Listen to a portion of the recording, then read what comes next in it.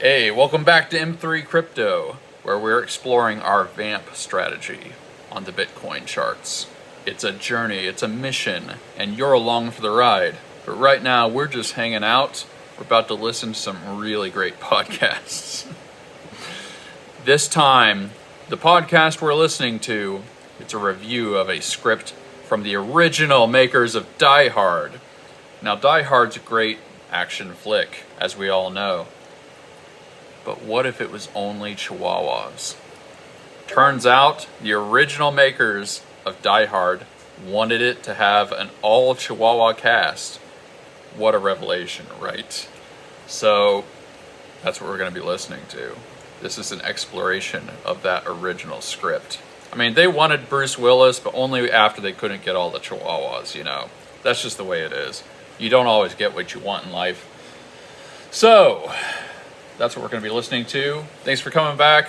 Tell me in the comments if you guys are enjoying these. Also, we do take requests. If you have an idea for a very, very silly script for a movie or just something a podcast would enjoy talking about, I'm here to listen.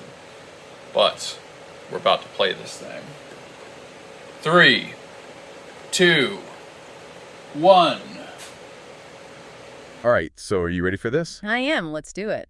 We're going deep on something pretty wild today. Lay it on me. A new Die Hard script. Oh, wow. But it gets crazier. This script, it's from the original creators. Oh, wait, you're kidding. Nope, the minds behind John McClane himself. Wow. Talk about a blast from the past. So what's the angle? What are they doing with it? Well, get this, they're reimagining the whole Die Hard concept. Okay, interesting. But with a twist. The whole cast is Chihuahuas. Wait, what? You heard me right. The whole cast. Chihuahuas. John McClane, Hans Gruber. Oh, my goodness. Even Argyle, the limo driver. You're messing with me. I'm not. All Chihuahuas. Okay, so they're going for the comedy angle here. Well, before we even get into the plot, Yeah. there's a crazy backstory to this whole thing. Okay, I'm all ears. Apparently, the original creators, Yeah. they actually wanted to make Die Hard about Chihuahuas from the beginning. Really? Can you imagine? Wow. Bruce Willis, replaced by a tiny, yipping hero. That's amazing. It makes you think. I mean, it must have been a passion project, Right. something they wanted to do for years. Yeah, and I wonder, did the studio rejecting the idea way back when, did that fuel their desire to finally make it happen? It makes you wonder. Okay, let's actually get into this Die Hard script. Okay, let's hear it. So the opening scene, it takes us to a busy city airport. Okay, classic Die Hard. Our hero, John McChihuahua, arrives. Uh, He's already showing that classic McClane kind of anxiety and heroism, I can picture it. This scruffy little chihuahua Uh-huh. with perky ears Yeah. and his tongue just as sharp as McClane's wit. So they're taking the out-of-town cop in a chaotic environment thing Yeah. and adapting it for a world of chihuahuas. Exactly. That's pretty clever. It really sets up the movie well. Yeah, I can see that, like, familiar but also absurd Right. from the get-go. So John McChihuahua hops off this tiny airport shuttle. Wait, tiny airport shuttle. Oh, yeah, I'm picturing it like a miniature version. It's the little dogs. Yeah. And he flags down his ride. Oh. This miniature stretch limo, Oh, come on. driven by Argyle, of course. Of course. A young chihuahua. I'm thinking he's got a teeny tiny chauffeur hat. You're killing me. The attention to detail. Right. I love it. It's not just about making things smaller. Right. It's like they reimagined everyday objects, but from a chihuahua's point of view. I can see that. So Argyle, the helpful chauffeur he is, Yeah. he makes sure John's comfortable, gets him a booster seat up front. Oh, because his little legs wouldn't reach? Exactly. Those little legs wouldn't do so well in the back of a limo. So where are they headed? They're off to Nakatomi Plaza. I mean, Knock-a-Bone Plaza. Yes, Nakabone Plaza, this huge skyscraper where John's wife works. His estranged wife. Right, Holly Paws Gennaro. Okay, so they're going with the familiar plot points, but with the Chihuahuas. Yeah, the parallels to the original Die Hard are all there. It's like comedic subversion. Totally. We already know how it's all going to go down. Right, but we're seeing it through this totally different lens. Exactly. That's a great way to keep the audience hooked. So inside Nakabone Plaza, Yeah. all sleek, shiny floors, Yeah. paws scurrying everywhere. I'm picturing it. The script mentions tiny trays of, like, bite-sized dog biscuits. Of course. Plush squeak toys all over. Yeah, yeah. Punch bowls, just big enough for a tiny muzzle to fit in. Oh, they're really building out this whole world for these characters. Right. Like a whole Chihuahua society. Exactly. So John finally spots his estranged wife, Holly Paws Gennaro. Oh. She's described as having this proud posture, perfectly groomed coat.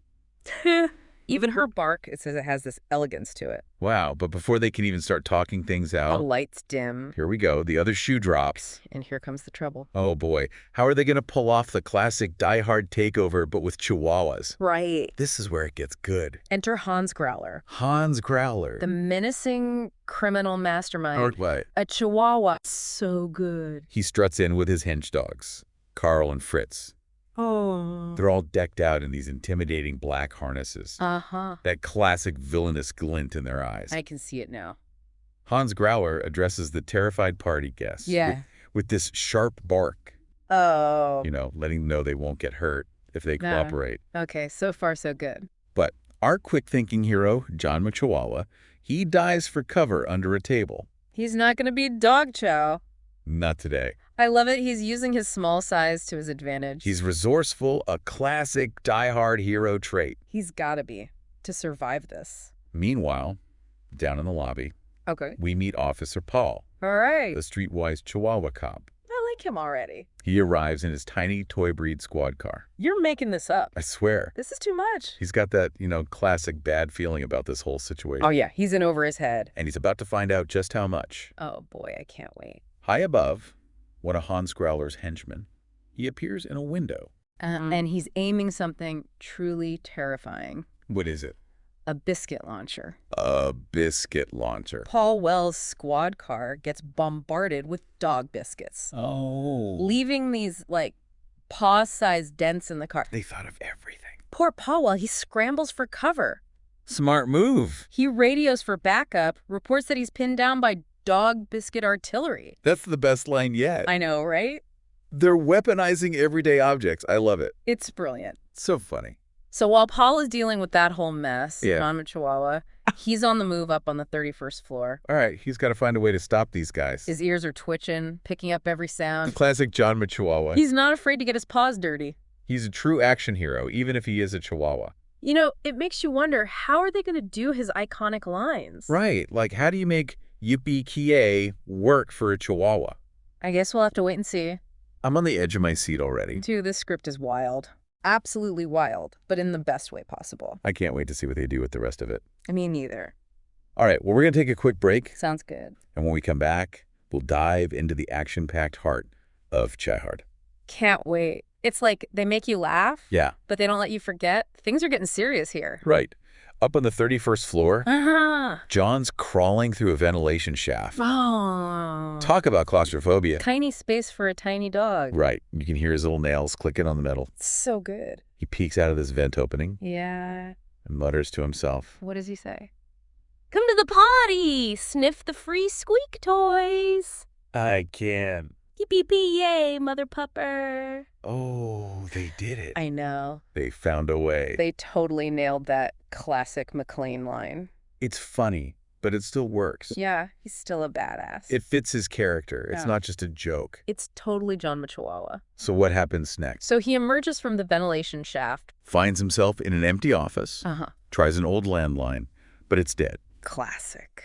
Then he spots a tiny radio, swiped it from one of the hench dogs, Clever. holds it up to his snout, Yeah. whispers, "Anybody out there? This is Officer John Chihuahua," Oh, man. It's like Yeah. the hero. Totally isolated. reaching out for help. But with this, like, Chihuahua twist. Right, it's like even more intense. He seems so vulnerable. And then Officer Paulwell Our hero. responds. Yes. Lets John know the building's surrounded. Oh, thank goodness. Can you imagine the relief? I bet. Hearing those sirens in the distance. Just be a huge weight off his shoulders. But then John hears scuffling nearby. No. He tells Paul, "No time to hide, they're on my tail." Literally. What does he do? The scene cuts to the rooftop. Okay. Carl, one of Hans Growler's bulky henchmen, Uh-huh. has John cornered near the edge. Oh, man. Moonlight.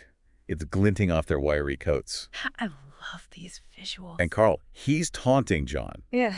What's he say? You're trapped, my Chihuahua. Ha ha ha, I love it. The squeaky bone ain't gonna save you. Yeah, but John, He's got this look. he's got a plan. Just smirks and says, "Want to bet?" That's it. So simple. Perfect. But, he's got something up his sleeve. Classic John Chihuahua. So he tosses the chew bone high in the air. Wait, what's he doing? Carl, being a dog, can't resist. Of course not. Leaps to catch it midair. He fell for it. Classic bait and switch. It's like they're using the fact that he's a dog. Against him. He can't help himself. Oh, I love it.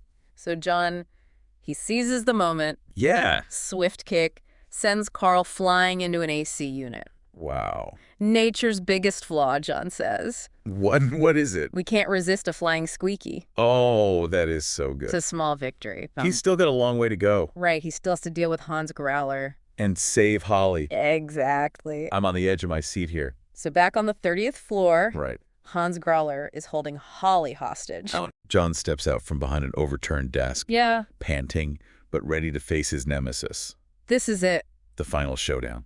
So much tension. You can feel it. Even with all the, silliness before. Hans Growler, he's clutching Holly by the collar. Poor Holly. Snarls, the persistent Chihuahua. You're starting to annoy me. Classic villain line. Drop the squeaky bone or I drop your precious Holly from the building. He wouldn't. It's like this classic ultimatum, Right. but with dogs. Makes you genuinely worried for Holly. Right. They do a great job balancing the tone. John looks down at his chew toy, Yeah. then back up at Holly. Uh-huh. She's terrified, but she's trying to stay strong. She's a tough cookie. Let her go, Hans, John says, firm voice. That's our hero. It's between you and me. Standing up to the villain, He's not afraid. even though he's so small. But before Hans can react, What happened? Holly, she nips him on the paw. Yes. Go, Holly. He yelps in surprise, loosens his grip Just enough. for John to take action. What does he do? Rolls a squeaky bone across the room Smart. with all his might. Oh, I see. Distraction, Hans can't resist. Nope. He's a dog. He's got to chase that squeak. So good they work together. Yeah.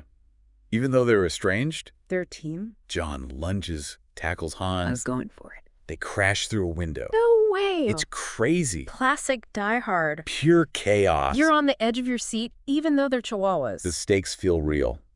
They do? We see Hans yelping in slow motion Oh my god. as he tumbles from the building, his little paws grasping at the ledge before he disappears. They killed him off. It's brutal, but They're funny. yeah, I In a mean, dark way. right. It's like, even in this Chihuahua world, actions have consequences. It's true. So the scene cuts to the plaza entrance. Okay. Dawn, emergency vehicles everywhere. Aftermath. Freed hostages are scampering out, yipping, tails wagging. Relief. It's like this moment of calm Yeah. after all that chaos. You can see what John did. He saved them all. A tiny dog, but a big hero. And here comes John, Yes. battered but victorious, Love it. escorting Holly safely past the cordon, So good. tail wagging proudly. He deserves to be proud. Officer Paul rushes over, yipping. Uh-huh. The Chihuahua, you did it. You saved the day. A hero's welcome. You totally earned it. It's a classic Die Hard ending. But with a Chihuahua, it's like 10 times better. I agree. Oh, and we can't forget Argyle. The limo driver. Rushes forward, tail wagging like crazy. What does he say? You're a hero, man. Or did I say top dog? Argyle. Always with the jokes. Right. But it's also that, unwavering support. Yeah. Even when things look bad, he never gave up on John. So true. Even heroes need friends. They do. Holly, she gazes at John, Ugh. eyes full of love and gratitude. I'm not crying, you're crying. She whispers, my heroic little Chi, you pulled off the impossible. This is too much. So sweet. They share this look, Yeah. whiskers still trembling. All that adrenaline. But they're happy. They made it. Let's go home, Hal, John says softly. Oh, We've barked enough for one night. so good. They pad off together Yeah. into the early morning light. Perfect ending. Tails held high. They learned it. You really feel like they went through so much to get there. It's that classic blend of action, humor, heart. Yeah, what made the original Die Hard so great? But with this, added layer, The Chihuahua. it makes you think about the whole genre. Right, like what is this movie? Is it a parody, an homage, something totally new? I think it's a bit of everything. Yeah, I think so too. Like, it's definitely paying tribute to the original, Uh-huh. but it's also, poking fun at it. Yeah. in a loving way. Yeah, and the fact that they're Chihuahuas, Makes you see things differently. it's like they're asking, What? can a tiny trembling dog be a badass action hero? And the answer is, A resounding yes. it's like challenging what we think about heroes. Right, saying courage can come in any size. Exactly. So the big question, What is it? will people actually watch this? Could this crazy movie actually work? It's a risk. But Die Hard was a risk too. Nobody expected it to be so big. So who knows? Maybe people are ready for something different. Something fun. Something that embraces the I crazy. think still delivers, that action movie thrill. I think so. I think people want that. They want something new. This movie, it could be a cult classic. Totally. People will be quoting it for years. Yippee-ki-yay, mother pupper. I can see it now. So we've talked about the plot, the characters. Yeah. What's the final verdict? I think it's a great idea. Yeah, It's creative, it's entertaining, it's fun. and it could be a huge hit. I agree. It's like a reminder, sometimes the craziest ideas Yeah. make the best stories. And that heroes, Yeah. they can come in any form. Even a tiny, trembling chihuahua. Well, folks, there you have it. Our deep dive into Chi-Hard. The diehards we never knew we needed. A movie that proves, even in the most ridiculous situations, Yeah. there's room for heart, for humor. And a whole lot of chihuahua charm. Maybe you'll have everyone saying, yippee-ki-yay, mother pupper. They really did a good job with it. They did. It's like you're laughing 1 minute Yeah. and then on the edge of your seat the next. Totally, those poor little dogs. Right. But then they pull off these amazing stunts. It's that perfect blend, you Yeah. know, the action and the humor. Totally. So Yeah. thinking big picture here, All right. what do you think Chi-Hard says about action movies in general? Ooh, that's a good question. Is it like a parody, Mm. an homage? I think it's kind of both. Yeah. It's like they're definitely paying tribute to all the classic Die Hard stuff, Uh-huh. but at the same time, they're turning it on its head Right. using Chihuahuas. It's like they're making us rethink what an action hero can be. Exactly. Like, can a tiny dog really be a badass? And the answer is Obviously, yes. yes. So, Do you think this movie has a shot at being a box office hit? it's hard to say. I mean, it's a pretty out there premise. It is, but think about it. Yeah. Die Hard itself was a risk back in the day. That's true. Nobody thought a movie about, A cop in a skyscraper fighting terrorists. would be so huge. So who knows? Maybe Chi-Hard will surprise us all. Maybe Maybe people are ready for something different. something fun Something totally unexpected. that still delivers, those classic action beats. Exactly. I think it has the potential to be a real cult classic. I think so too. People will be quoting it for years. Yippee-ki-yay, llama bumper. Exactly. So we've covered the plot, the characters, Huh? the themes, all that good stuff. Yeah, I think we've pretty much dissected this whole script. So bottom line, what do you think? Should people be excited for Chi-Hard? I think so. Yeah. It's creative, it's funny, it's heartwarming. It's Die Hard, but with dogs. It's a reminder that, sometimes the best ideas come from the most unexpected places. And that heroes, Yeah. they can come in all shapes and sizes. Exactly. Even the tiny, trembling form of a chihuahua. Well, there you have it, folks. Chi-Hard. The Die Hard movie we never knew we needed. A film that proves, even in the craziest of situations, There's always room for humor. and a whole lot of chihuahua charm. And on that note, we'll wrap up this deep dive. Sounds good. We'll be back next week with another wild ride through the world of film. Can't wait. Until then, keep it locked right here, and don't forget to subscribe so you don't miss an episode.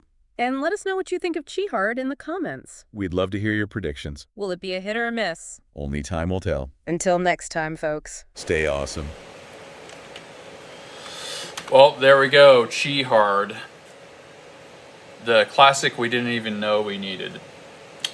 Alright, so let's see here. We just finished up this last one. Let's take a look. I made a little blue mark here on the date so we could remember which ones we've done in this session. Because sometimes it's a little confusing. Here, let's color these guys. 4 out of 5, so that's yellow. And these two as well. And these are 3 out of 5, so they are orange. I don't think any of these trades would have been taken according to the criteria. Let's just take a look. Yeah, I don't think so. Remember, what we're looking for is a green or a yellow over here, and then either a yellow or a green over here, or a green and a green.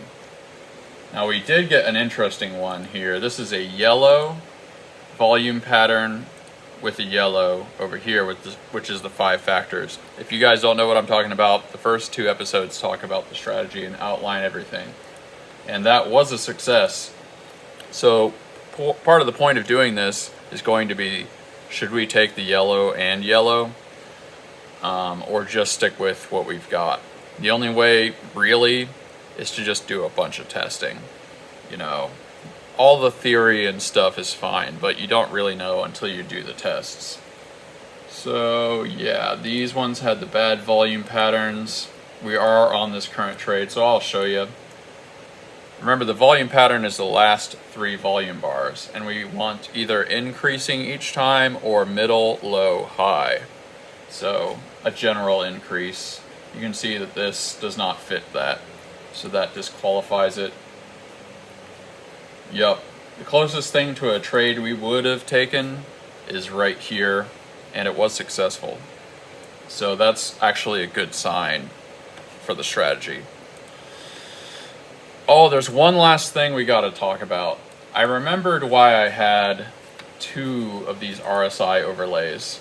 So this one shows RSI over 50 for the black areas or under 50. And that means, generally speaking, for the black areas, that predicts a long. Obviously the opposite for the yellow areas, predicting a short. But I remembered what the other one is there for, because I did this a few months ago and it kind of escaped me. The red areas we don't buy in because they're too far into the RSI range. Relative Strength Index does 2 things. It indicates the general direction of a trend, but it also is supposed to predict reverses. And within a certain RSI range, there's more likely to be a reverse. So we can see that this kind of happened in all 3 of these red areas, right? Like, no indicator is 100%, but the next candle after this was green, and the next 2 candles after this was green, and we got a bit of a reverse. And then this was another overbought, is what it's called, overbought or oversold. And we did get a reversal. It was kind of a lingering, meandering reversal. Now we also have the opposite, which is the green areas. It's a little hard to tell, but these are distinctly green, opposed to, you know, let's make it slightly stronger. You can adjust the colors. Yeah. See, that's a more clear green right there. We'll save that, and we'll actually save this layout so that that's clearer. You guys can probably see these areas are green and these are clearly yellow. So that's the opposite. Green is like, oh, it's too high, let's reverse. Let's go down. And you can see that did happen. And see, it's not 100% because this was in the reversal zone and it went up a little bit, but eventually reversed quite a bit. And you can see this, you know, it's a fairly reliable thing. So the point of all that is, if we're going to take a long, but it's in a green area, we are not going to take that. And if we're going to take a short, but it's in a red area, we're not going to take that either. So there you go. The way this would be denoted is on the RSI column, and it would be 200. So if we have 200, that invalidates a trade.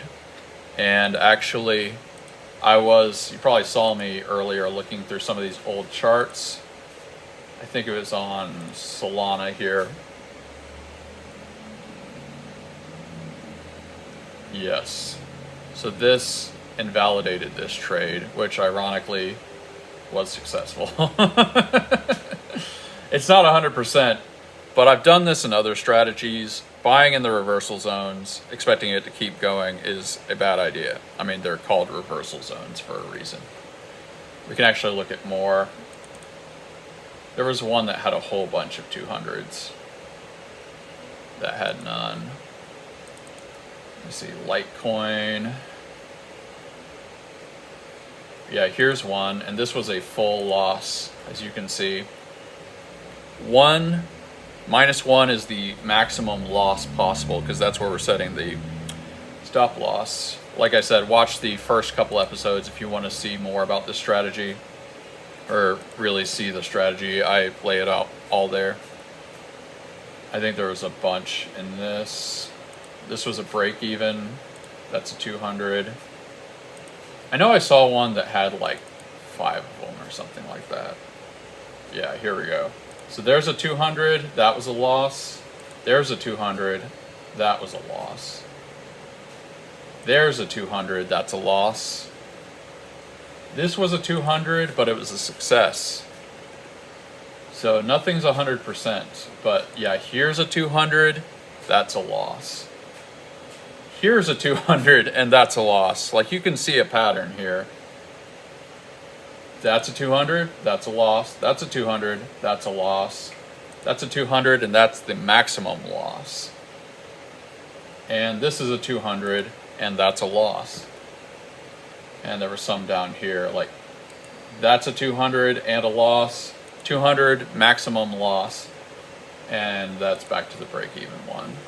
Yep, that's all of them. This is Ethereum we're looking at. This is the Ethereum 1-hour charts. So you can see, like, you have to aggregate the data before you're really going to see what the patterns are. But clearly, if you took those trades that were in the 200 range, especially on this one, out of all those losses that we saw across all the charts, only 2 of them were successes. I think it was 2. So you don't find that. I've done the analysis. You don't find that in the other RSI ranges. So anyway, that's all for today. Tell me in the comments if there's anything in particular you'd want to learn about. If you want to learn about more indicators, maybe we'll do a little explanation on some of those things. But I'm trying to show you that this is the way that you statistically analyze things. And there's actually more to it when it comes to the statistics, but we're just kind of recording the data right now. But yeah, you can trade. It's possible to do. Just most people want to get rich quick. Like, that's the problem. Everybody's trying to make a quick buck, and nothing works that way, or almost nothing works that way. So yeah, we'll end it there, but thanks for watching. Hope you enjoyed the story, and also we get a little time to chat about trading, which is always fun for me, and hopefully fun for you. So subscribe if you like this stuff. We're gonna try to make one of these every single day. So thanks for hanging out.